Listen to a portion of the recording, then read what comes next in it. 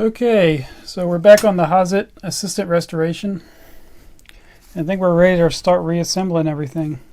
One change I'm going to make here is I'm not going to rivet this. I'm actually going to try to use screws for a couple of reasons. One, I just don't like using rivets, and this will make it a little bit more serviceable for the guy, the next guy that restores this in 50 years. I know the reason why they use rivets is, there's a couple of reasons. Cost is obviously one of them, but also security-wise. If you used a screw up here, you could potentially get into the toolbox by unscrewing that if this was tapped on the other side. So what I'm going to try to use is these stainless steel button socket cap screws. And hopefully I got the right lengths. But it looks like an M5 fits that perfectly. So sort of the order that this top piece goes. This lever actually goes underneath of that. And then this pin is the pin to raise and lower it. And then you also got these nylon bushings, which are spring-loaded. It is sort of like a jigsaw puzzle to get all these pieces together. So it's kind of tricky to get these things back in, but I'll show you how I do it. First thing you got to do is get this piece right here in on the inside. You notice it rotates. It's got two tabs.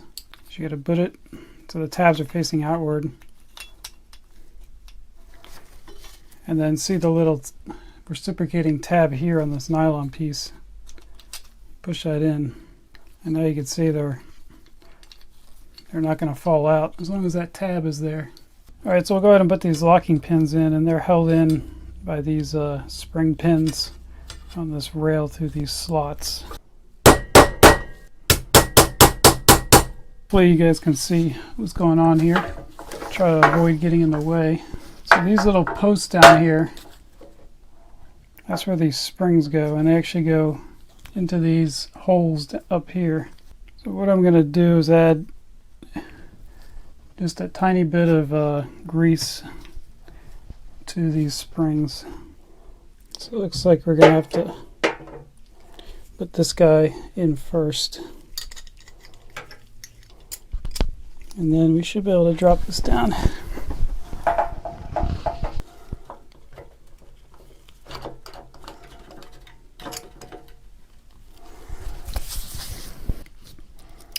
Then I'm going to use these 14mm button cap screws. We're going to put a flat washer on the top, and we're going to come up through the bottom.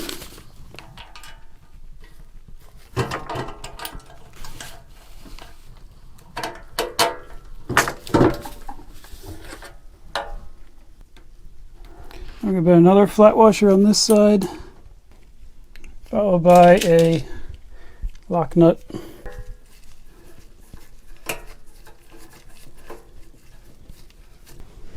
Alright, so we'll go ahead and put the screws in this one and the other side, and then we'll come back. Alright, I got both sides on now. I had to put the locking bar in, otherwise I would have had to take these pins out again to get this back in. The only thing left to do is to add this little star retainer. I'm sure there's a tool out there to put these on, but I don't have it. Alright, one thing we definitely want to do is grease up these pins.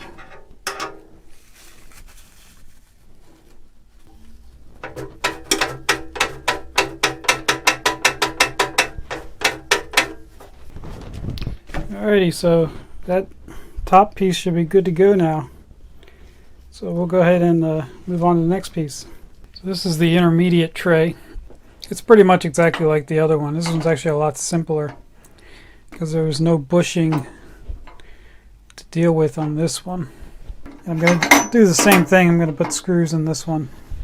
Alright, so we pretty much got that squared away.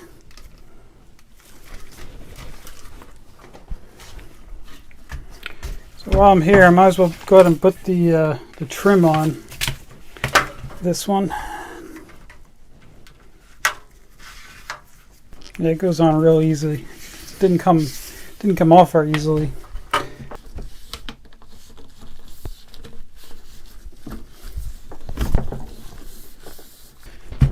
Since this is the middle drawer, we know this one has the yellow stripe. So I'll go ahead and put that in now. We'll start that on the opposite side that we started the black trim.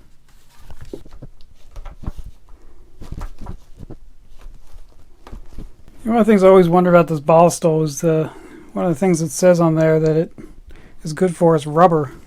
This is probably not rubber, but it's probably vinyl. If this ball stole actually does anything to this.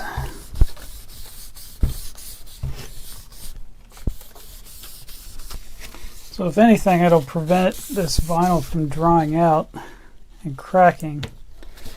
So it's probably not a bad idea to put this on here. So yeah, I think that looks pretty nice. So we'll have to keep an eye on it, see if it does anything to the vinyl, but definitely makes it look nicer. Okay, I think we're on to the last shelf. So I'll go ahead and grab that one. So I went back and watched the video, and I made sure that there was no inner piece on this trim on the third tray. I'm not sure if it was supposed to be there or not, but on this unit it wasn't there. So I'm just going to leave it out. But we'll go ahead and put this one on. I think we'll do the same thing. We'll clean off this vinyl. So there's only a couple of small things to do to this tray. One of them is put these bushings in there. So these should just pop right in. Needs a little persuading. There it goes. So I am going to replace most of the hardware on this. I did notice that these cotter pins were the most rusted piece of this entire assembly, so I'm guessing that these were zinc plated at one time, and from the movement of the chain it actually wore away that zinc plating. So I think I'm going to replace these with some 18/8 stainless steel cotter pins, which should avoid that problem. So I'm not sure if they've already corrected that in the newer versions of this assembly. What we got to do is feed the chain up through this hole.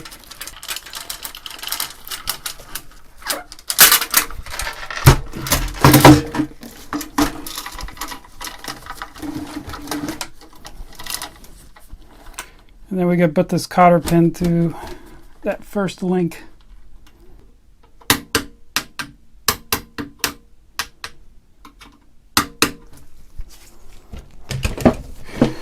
Alrighty, I think that should be good to go there. So we'll take a look at putting the wheels on now. As you know, I got new wheels for this because I don't think those old ones would have been very salvageable. So one thing that really wasn't clear, they included two washers with these stationary wheels, and those basically go on this piece. But I'm not really clear on where to put those washers. I think they want you to sandwich it between this piece. That would make the most sense. So we'll try that first, see how that turns out.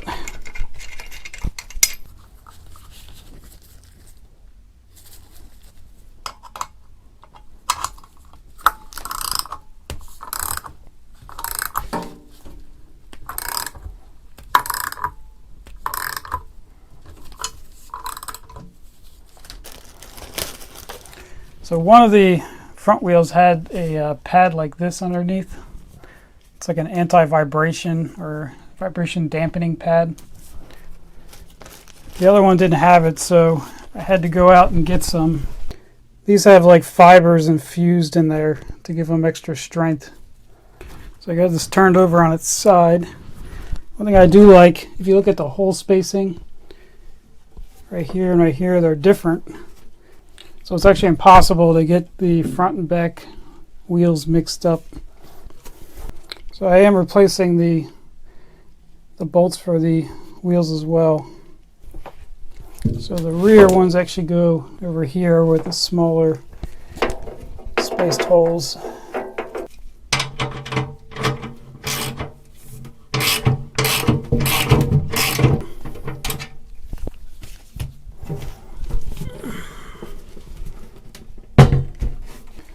So we'll go ahead and put the front ones on.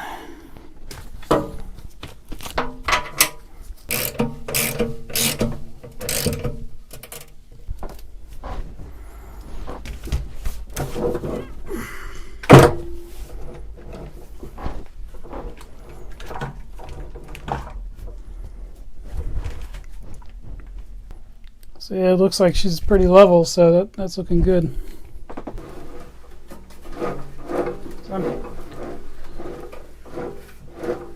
So now we're ready to put the poles on. And I didn't notice this before, but there's actually indexing. It looks like they welded a little strip of metal on here to index these slots. So we'll go ahead and pop this guy on.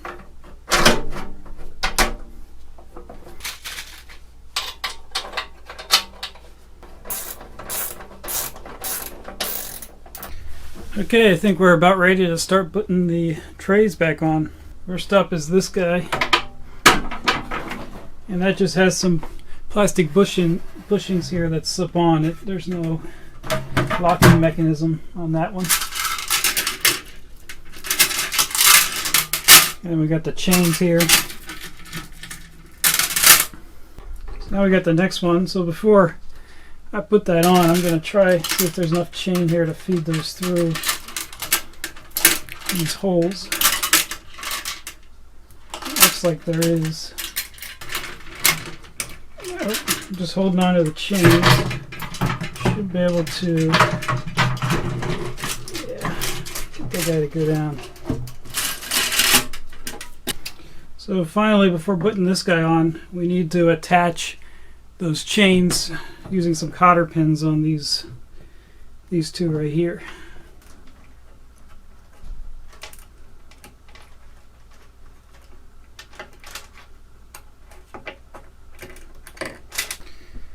Alright, so we should be ready to flip this over and pop it on.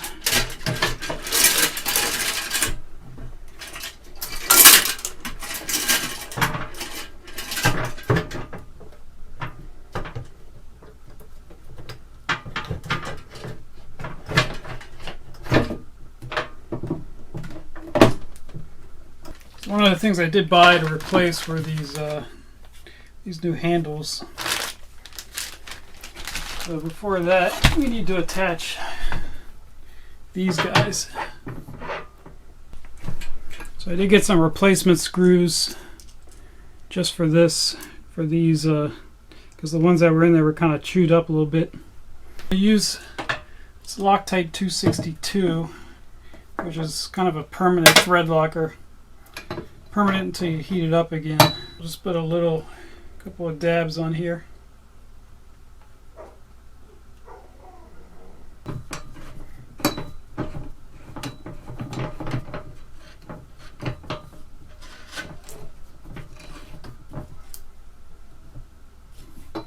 Part of the reason for the thread locker is because you don't want to get this too tight. You won't be able to turn this. If it's too loose, you're going to have a wobbly. Alrighty, so there's one final thing, which is the mat that goes on here was missing, so I bought a replacement for that.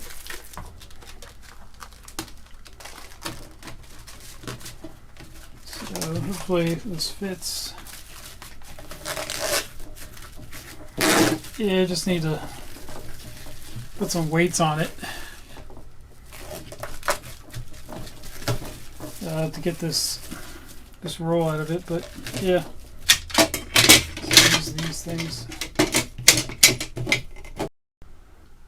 Well, I think it's going to wrap up for this one. As far as the restoration series is concerned, You are going to see this in one more video, and it's going to be a real review of the Hazet Assistant of the 166N, because it is very, very close to the one that they still sell today. So look out for that one in a couple of weeks. But as for this restoration, I would just call this done. It's looking pretty good. So thanks for watching, and I'll catch you guys next time.